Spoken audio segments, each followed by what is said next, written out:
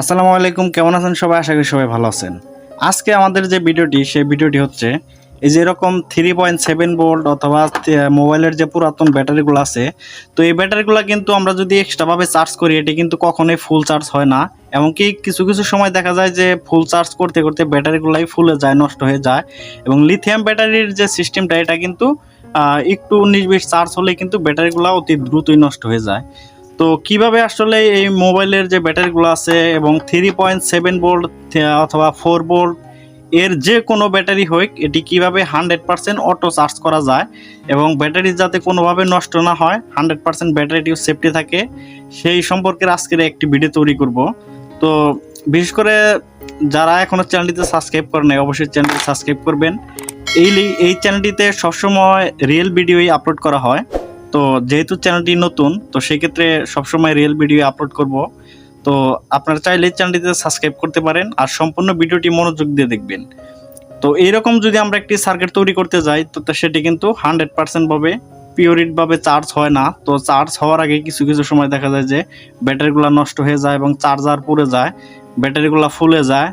সেই প্রবলেমটি এড়াতেই আমরা আজকে একটি সার্কিট নিয়ে পরিচিত করে দিব। তো এই সার্কিটটি কিন্তু মাত্র 30 টাকা দাম, BMS circuit, battery management circuit.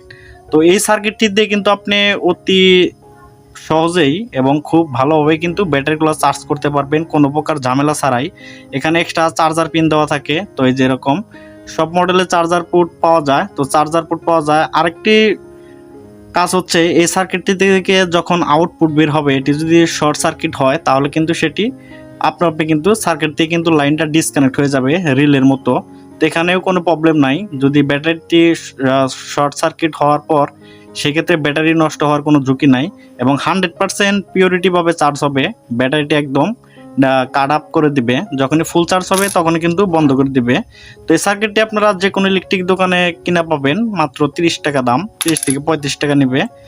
তো এখানে কোনো প্রকার কোনো ঝামেলা নেই। এখানে দুটি ইনপুট এবং দুটি আউটপুট দেওয়া আছে। এই যে আউটপুট বি প্লাস এবং বি মাইনাস এবং আউটপুট প্লাস এবং আউটপুট মাইনাস, আর মাঝখানের যে দুইটা আছে, এই দুইটা হচ্ছে ইনপুট।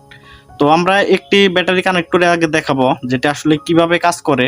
তো এটি আসলে কাজ করে কিনা সেটিও আজকে ভালোভাবে দেখাবো। তো অবশ্যই ভিডিওটি টানবেন না এবং মনোযোগ দিয়ে দেখার চেষ্টা করবেন। তো সেই ক্ষেত্রে আগে আমরা একটি ব্যাটারি কানেক্ট করব। আগে আমরা একটি মোবাইলের ব্যাটারি কানেক্ট করে এই সার্কিট থেকে চার্জ দিব, যে আসলে এই সার্কিট থেকে চার্জ হয় কিনা।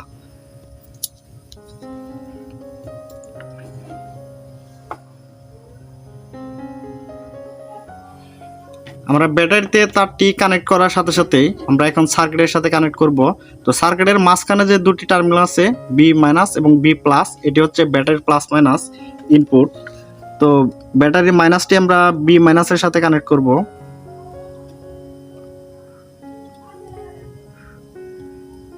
এবং ব্যাটারির প্লাসটি যে আছে সেটি আমরা বি প্লাস এর সাথে কানেক্ট করব।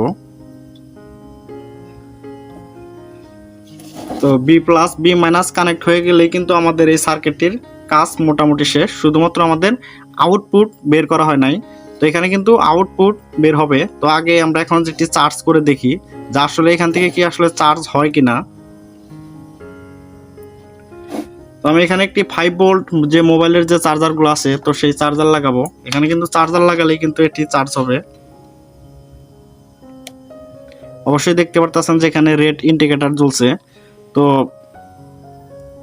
এই যে দেখতে পারতেছেন, আমি ফ্ল্যাশটি একবার অফ করে দেখাই। এখানে কিন্তু রেড সিগন্যাল শো করছে, তার মানে ব্যাটারিটি চার্জ হচ্ছে। আর এটি যখন ফুল চার্জ হবে, এখানে কিন্তু রেড সিগন্যাল সরে যে এখানে কিন্তু গ্রিন কালার ইন্ডিকেটর শো করবে। তো এবং ব্যাটারি টার্মিনাল খোলার পরেও কিন্তু এখানে সবুজ যে সিগন্যালটি সেটি কিন্তু শো করবে এবং চার্জটি যখন ফুল হবে এটিও কিন্তু অটোমেটিক সবুজে চলে যাবে, একদম 100% কাট আপ হয়ে যাবে, এখানে কোনো সমস্যা নাই। তো আপনারা চাইলে অতি সহজে এই সার্কিটটি তৈরি করে নিতে পারেন। চার্জিং এর কোনো প্রকার কোনো সমস্যা নাই। চার্জিং প্লাস আউটপুট দুটির জন্যই একদম 100% কাজ করবে। তো ভিডিওটি ভালো লাগলে অবশ্যই লাইক, শেয়ার ও কমেন্ট করবেন। ধন্যবাদ সবাইকে, ভালো থাকবেন, সুস্থ থাকবেন।